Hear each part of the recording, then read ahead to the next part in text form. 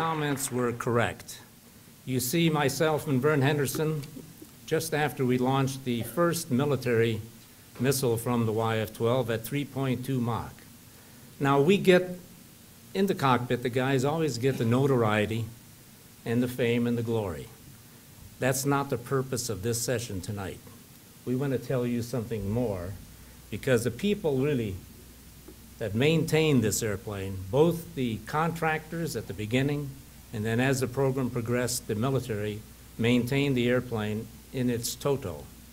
These are the people who are really the unsung heroes. The fellows in white at the far right, they're the physiological people who handled all the pressure suit situations, suited us up and kept us safe. A little bit background to show you. Where is the A-12 and the YF-12 and the SR-71? Back in 1960, the CIA ordered 12 A-12s. The CIA, not Air Force, totally funded by the CIA, and production commenced. About after the first 5 or 6 airplanes, the Air Force said, we would like one of those airplanes, or 3 of them to be exact, to make into interceptors. So they intercepted the production line at Burbank and thus started the 3 YF-12s, and then continued on with more A-12s built, and a total of 33 SR-71s were then built later on. What's the sequence of events? The A-12 started on its first flight in 1961 at Area 51. The YF-12 flew its first flight in 1963, and right here is Jim Easton, the pilot who flew that first flight. And I'll start with Jim as the introduction to talk a little bit about him. Way back in 1944, he was one of the first people to fly in the Berlin airlift. Since then, he commenced a marvelous flying career, flying all kinds of airplanes. He also flew the B-58, which tested the radar and the missile that we flew on the YF-12. He's got a terrific career. He's the second guy to fly the SR-71 and the third man to fly the A-12. And I was honored to have my first flight with him back in 1964. To continue on, President Johnson made an announcement in 1964, and he said, we have developed an airplane that flies above 2,000 miles an hour and 70,000 feet. And he said, this airplane is operating out of Edwards Air Force Base. Well, it wasn't at Edwards Air Force Base. It was at Area 51. And no one knew exactly what the president was going to make in his announcement, so they hurriedly put 2 of those airplanes at Edwards, flew them in to make his story sound. And the airplanes stayed there, all 3 of them, continued to fly through the 60s, with a short interruption, and then they started a program with the YF-12 and Air Force and NASA. And one of the guys who was instrumental in that program was Bill Fox over at the end of the table. He was also instrumental in all of those flights, but he was instrumental in test flying, test operating all 3 vehicles, the A-12, the YF-12, and the SR-71. He knew all of those airplanes from front end to back end. A marvelous, marvelous engineering mind. Next to him is Bill Weaver, another man who flew all 3 airplanes, the A-12, the YF-12, and the SR-71. And Bill also was the one that you perhaps read about, where suddenly over Tucumcari, New Mexico one day at 3.17 Mach in a right turn, the airplane came apart, and Bill found himself in a pressure suit floating down, and he survived beautifully. Unfortunately, his backseater was killed. Bill's a Naval Academy graduate, but he found his way into the Air Force and flew in Korea. Next to him is Bob Murphy, a renowned Lockheed man. He also was instrumental in the development and put together of all 3 airplanes. He started at Area 51 in 1951. when he took a Goonie bird there filled with parts of a U-2, put it together at Area 51, and they flew it on its first flight. And Bob Murphy was responsible for putting that program together. He then took the U-2 on his first deployment with only about 12 or 13 maintenance people and took it to Europe, and they flew the first operational missions in the U-2. Tremendous background. It's an honor to be able to know him. Don Donahue, you'll be hearing in the latter part of this presentation. He was a maintenance officer and a chase pilot. He started at Area 51 and then transitioned to Edwards Air Force Base after President Johnson told him to. The YF-12 did a nice thing for the CIA. It really was a cover, because while we were flying at Edwards, everyone was focused on the YF-12 at Edwards. People could see it, pictures were there, photographers were watching it. In the meantime, the A-12 continued its testing and development and then flew operational missions out of Okinawa. So everyone focused on the YF-12, but the real action was going on with the A-12 flying truly combat missions over Southeast Asia. The difference between the A-12 and the YF-12 is fundamental. The A-12 had one cockpit, one pilot. The YF-12 had two cockpits. One was the back seat, that's where I resided, for the radar operator. It had a radome and, of course, associated radar with it. Because of that radome, the directional stability of the airplane wasn't real good.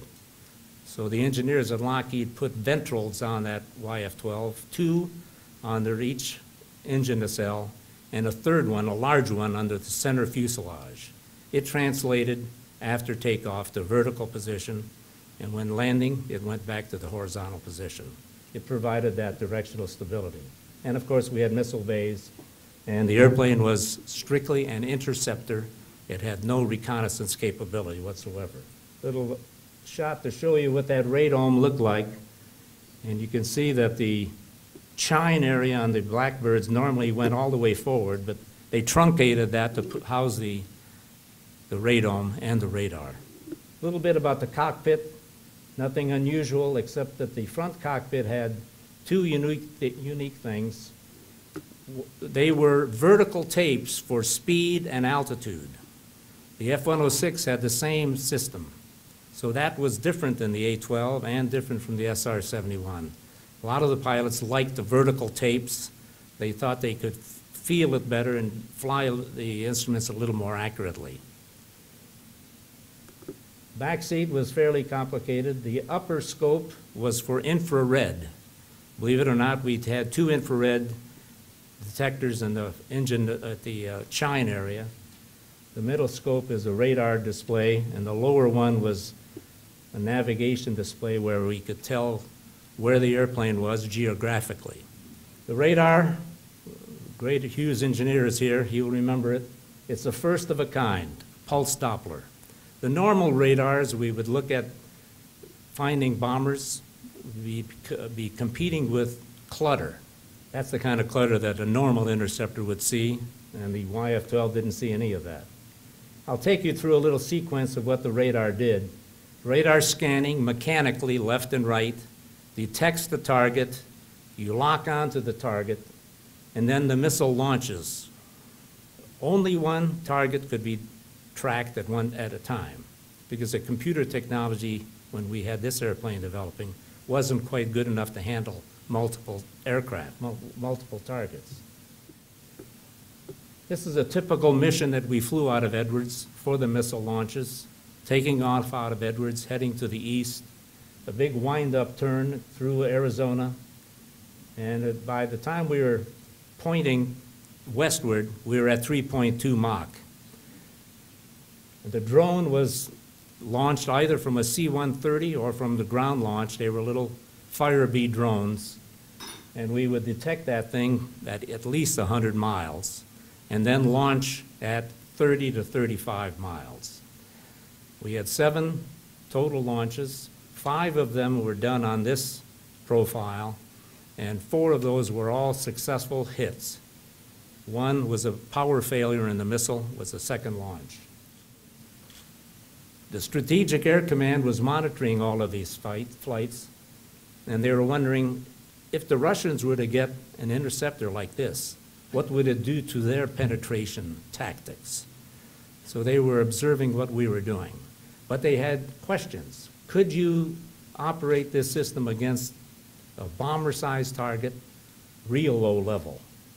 So we went and deployed the airplane to Eglin Air Force Base, which is the only place that they could fly a QB-47.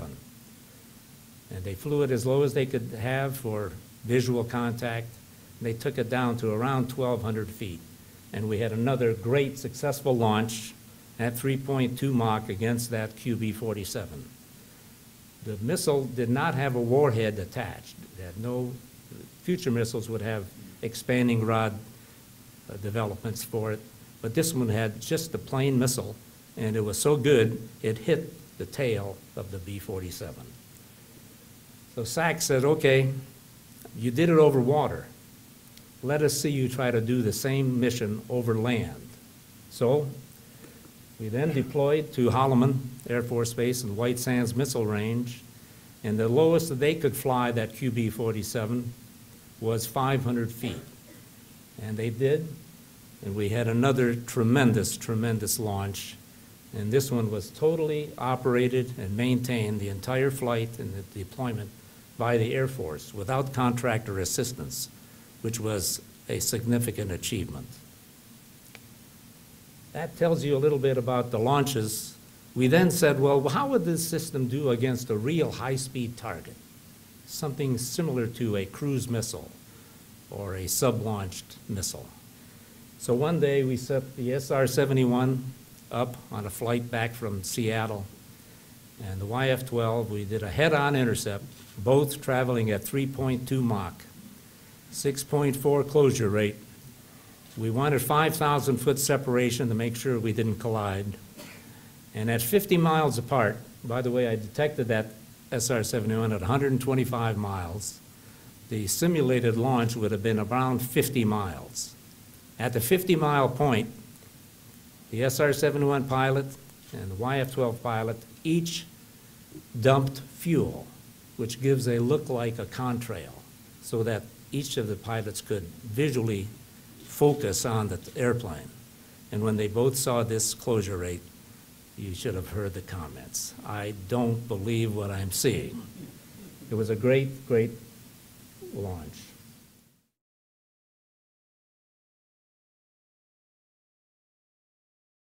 That takes us to the second part, and that is for the people who made this happen, both the contractor maintenance people and the YF-12 Air Force personnel. And to tell you a little bit about those marvelous people and their commitment to excellence. That's all I can talk about, is commitment to excellence. That's what they did. They are the unsung heroes. They're not wearing pressure suits. They're not getting the glory. But Don Donahue, the chase pilot on the first A-12 flight, he flew an F101, which we had at Area 51.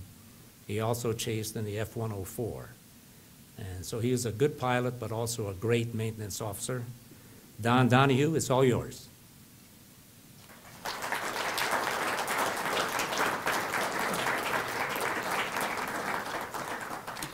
Good evening, ladies and gentlemen. We appreciate you coming, and I hope you understood all that technical stuff, because I'm not sure what he was talking about. The preparation for the speed runs was interesting. Is the French are the ones that certified the speed runs, and they were still doing the same procedures they used with the Wright brothers. They go out and lay in the desert and watch the airplane come through the gate, and then they would time it. And the speed runs consisted of a 15, 25 kilometer course, east to west to east. And the east to west run, they'd make a turn and go back west to east, but they had to restrict the turn to 300 feet, which, you know, at the 70,000 feet is not very much. So they had to do that, but they restricted to 300 feet so somebody couldn't go out, climb, and dive through the course. So we had, because they're going to do it visual, there was a white cross painted on the bottom of the airplanes. You've probably seen a lot of pictures of the YF with the white cross. Well, the reason for that is so you could observe it from the ground. But you couldn't see the white cross because you couldn't hear the airplane and you didn't know which way to look. So the engineers put in a 5-second dump switch. And on instructions from flight test maintenance or flight test, they would dump. So as they're approaching the gates, they would give them a signal to dump. It comes out just like a contrail. You stand down there at Edwards and watch them go by, then see the contrail, go forward, you can see the white cross. Couldn't hear it or anything, but you could follow the whole thing. Then with the closed course, we ran it with a payload. So we carried 2,000 kilos in 4 compartments. And they had to have the scales, they had to be from a national company, certified, like right up to the minute, and everything had to be weighed, all the ballast we were carrying had to be weighed, and then it was put on boards. And as soon as it was loaded, both the airplanes and the scales were secured until after the flights. We were making 2 runs. And they had to be done, the same thing had to be done after the flight. So to get ready for the runs, the French went out and watched everything get loaded, and then they went up and put stickers on the compartments so they could tell if the compartment was open. We didn't have postums back then, so they had to use something else. We went up for the first run was the speed run, and it was done with the Lockheed Airplane 934. And it was about a 5:30 morning launch, and it was Fox Stevens, who was the commander, Colonel Stevens, and Colonel Andre, the backseater, were flying that flight. They aborted over in Ellis on the climb out with a firelight, shut an engine down, returned back to land, and there was a bit of a wind up there, and Fox almost lost the airplane. So I had the privilege of hiding behind the same truck as Kelly Johnson while he was making his turn. So just to maintain Systems Command pecking order, the 2 colonels got out of their airplane, took the 2 majors that were set up in our airplane for the closed course runs, threw them out so the 2 colonels could make the speed run. So they took our airplane and ran the speed run just over 2,000 miles an hour. And something that's never been claimed, that airplane that ran the speed record was carrying the 2,000 kilos. By the way, I want to make a comment about the speed runs. When Secretary McNamara restricted the speed for that first speed run, the reason was he had a strategy. It was a sensible one. The Foxbat, he knew, was a Russian airplane that was capable of Mach 3 flight for a short period of time. So what he was trying to do is reduce the speed of the speed run to a number. He would then expect the Russians to come back and break the record, which they did in the Foxbat, and then the SR-71 came back and flew unrestricted, which, by the way, I flew a couple missions with Jim Easton, who flew all of those speed runs before the actual speed runs were set by the Air Force. That was Kelly Johnson's technique. He wanted the Lockheed people to test all of those conditions first before it was turned over to the Air Force. Jim did a great job.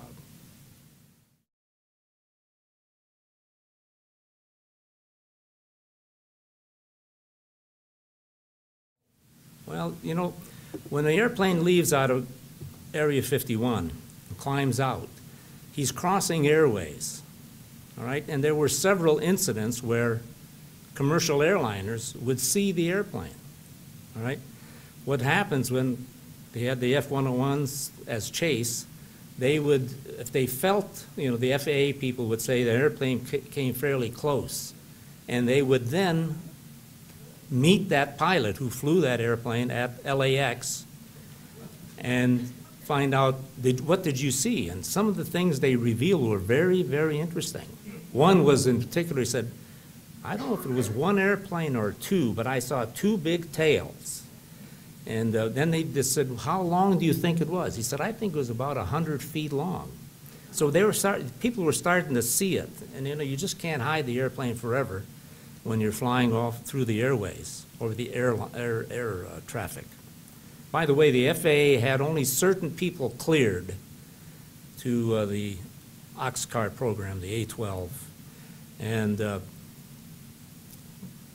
they were, select people both at LA Center, Oakland Center, and so they would monitor those flights. Plus, once you got above 60,000, there was a special frequency for all flights above 60,000. The only people up there were the YF-12, the A-12, and the U-2s. So we had a special frequency. They call it ultra-high control frequency.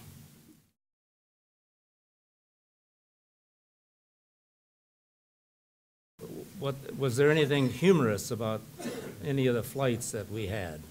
I can tell you one that was really a juicy one. I don't know if I should tell this, but I'll do it anyway. The flight that I described to you, the early part when we took off out of Edwards and then headed over the ocean. Well, you remember it. Anyway, so we came across the coastline. We usually intercepted a little town called Oceanside, California. And, well, we laid a sonic boom pretty good all the time we flew. Well, one day I got summoned by the Superior Court in San Diego. And, I thought it was a typical sonic boom, somebody with broken windows. Well, I got into court that day. I was astounded to hear.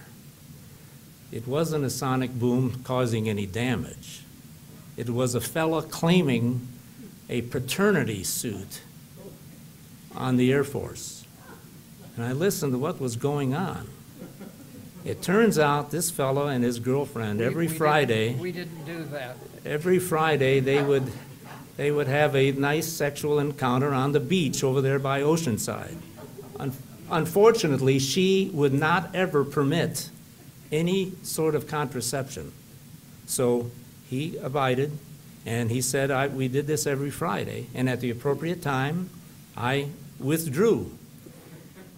On this one day, at this given time, the sonic boom hit, and he said, I lost it.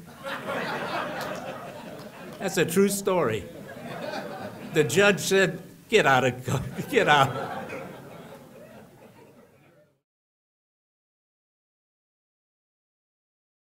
was a two-leg flight. We took off and flew a one hot leg, they call it. We were about to Mach 3, 3.2, and then come back and hit a tanker, and then go out for another leg. First leg was uneventful. Second leg, after we hit the tanker, took on a full load of fuel. After we got back up to speed and altitude, we were about, we got up to 3.2 Mach cruise speed, about 76,000 feet. Continued to cruise climb at 3.2, standard procedure. And then around Dalhart, it was to the east, we refueled it over Beatty, Nevada, and went out to the eastern turn point, which is around Dalhart, Texas. We entered this 360 turn to the right, 35-degree bank on autopilot. Shortly after entering the turn, we were up to about 78,800 feet in Mach 3.18. I remember those numbers.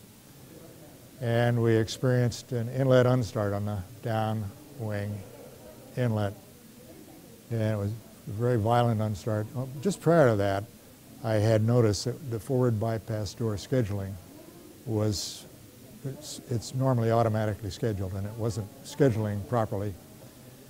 And so I went to manual bypass door scheduling on the right side. And then before we entered the turn, I opened the doors a little bit to provide a better margin, inlet unstart margin, stall margin. And about 30 degrees through this turn, we had one of these violent unstarts on the right engine, right inlet. The airplane rolled over to 60-degree bank and pitched up simultaneously.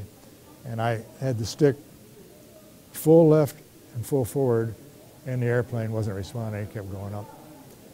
So I knew what was going to happen. We were going to pitch up and break up. The airplane does not have a load limit that will tolerate that sort of activity. And on the intercom, I tried to tell Jim what was happening, and my instinct was stay with what's left of the airplane, because I didn't think we could survive an ejection at that Mach number and that altitude. And I tried to tell him that on the intercom, but the G-forces increased so dramatically and so rapidly. They recovered the voice recorder, and all that just came out garbled. And then I blacked out. As I came out of this blackout condition, I thought I was dreaming. I thought, boy, I'm having a terrible nightmare. I sure hope I wake up. And then as I became more conscious, I realized that that really did happen. It was not a dream. And I said, oh my God, that really happened. I must be dead.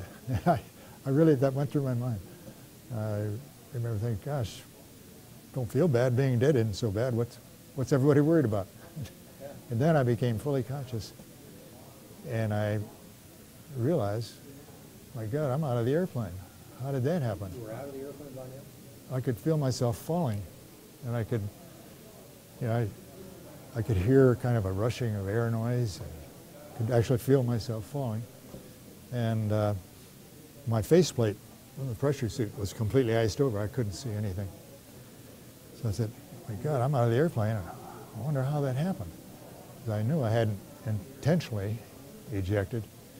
Then I was worried about at those altitudes, extreme altitudes, if we had a like 4-foot diameter stabilizing parachute to prevent the body from tumbling at the altitude.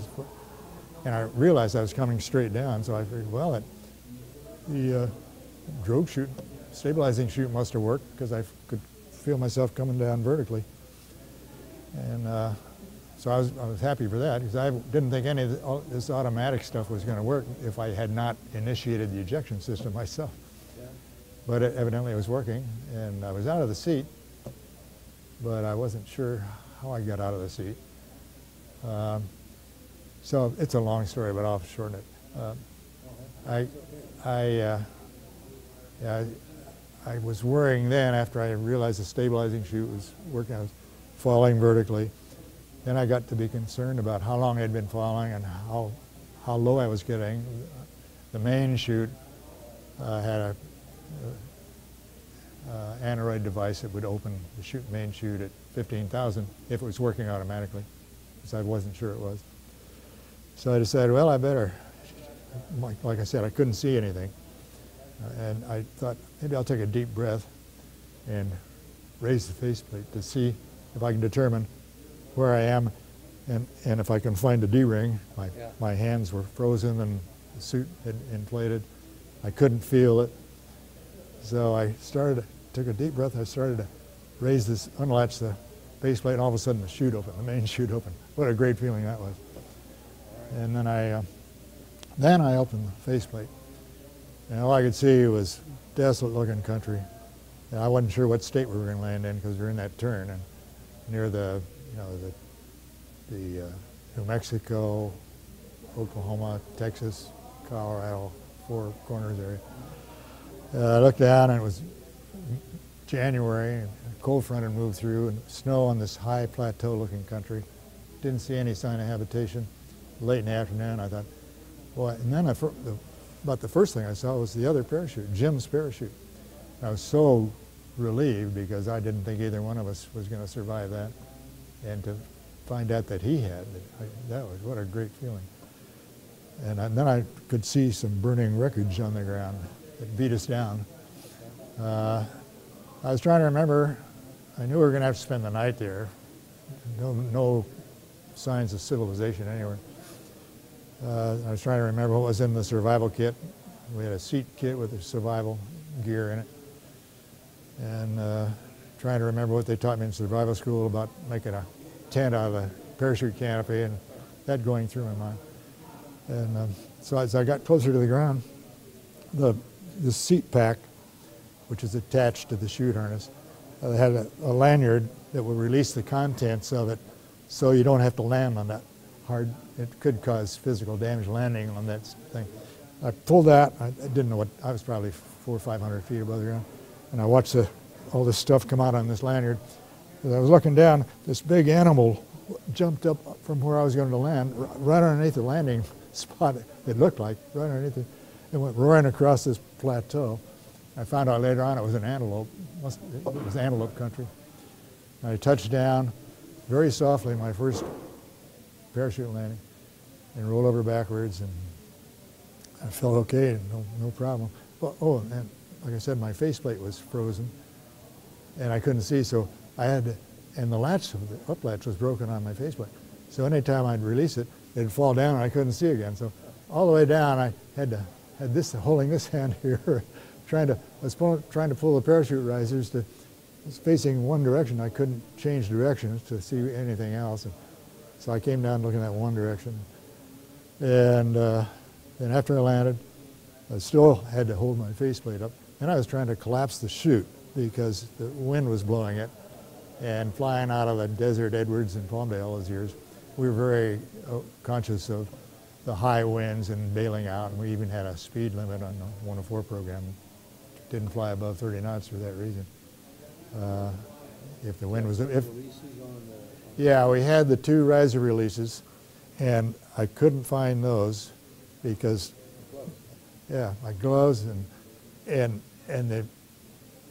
the human factors engineers had just redesigned that, and it was a kind of a new design. And anyway, I couldn't manipulate those. Well, for one thing, one reason I had to hold that up. So I grabbed the risers to try and collapse the chute. While I'm doing that, I heard a voice say, "Can I help you?" And I said to myself, "I'm hallucinating again," like when I thought I was dead. And I said, "Geez, I must be hallucinating." And it got louder. "Can I help you?" And I looked up, and here's this guy walking toward me, cowboy hat, looked like a cowboy, and behind him was a helicopter with a rotor going. And I said, he asked me again. I said, "Yeah, I'm having a little trouble collapsing a chute." He said, "Okay." He went over and he collapsed the chute, put some rocks on it. And he said, "I saw your buddy coming down." And he asked me, "Are you okay?" And I said, "You look good." And he said, "I look good." And I said, "Yeah, I feel good. I didn't have any injuries that I could tell, and no real pain, just kind of stiff neck." He said, "I'm going to check on your buddy." And but in the meantime, I got out of my gloves and got my helmet off. And then he came back and he said, "I'm sorry your buddy didn't make it. He's dead." I said, "Oh my God!" From this wonderful feeling of relief when I saw this, what a shock. So he said, "I've notified the Highway Patrol, the Air Force, and hospital. The nearest hospital was Tucumcari, 60 miles away." And he said, "I want to take you down." I told them I'd bring you down in my helicopter to the hospital. And I said, "Okay, but I want to go see Jim." So he took me over there, and obviously nothing we could do. But he said he notified his ranch foreman to watch over the body until the state troopers got there, and then the Air Force. So I got in this helicopter. I never was real fond of helicopters. Maybe they had too many moving parts, and they were not all that advanced in those days. It was a 66, a 2-place Hughes helicopter. So I climbed in, and in the meantime, I had my helmet and gloves off and everything. And he fired it up, and we went roaring down toward Tucumcari. And like I said, I didn't know much about helicopters, but I know a lot about red lines. And the airspeed indicator was here. The red line was 85, and he was doing about 105. I said, and it was shaking like mad. I said, I'm okay. You don't have to rush me down there." And he said, "No, I notified them you're coming. They're waiting for you."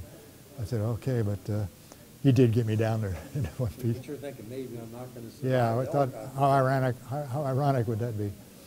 But when I got there, I was able to call Lockheed Flight Test at Edwards and tell them what happened, and they were relieved. They didn't think we were going to survive, either one of us. They knew the airplane had been lost.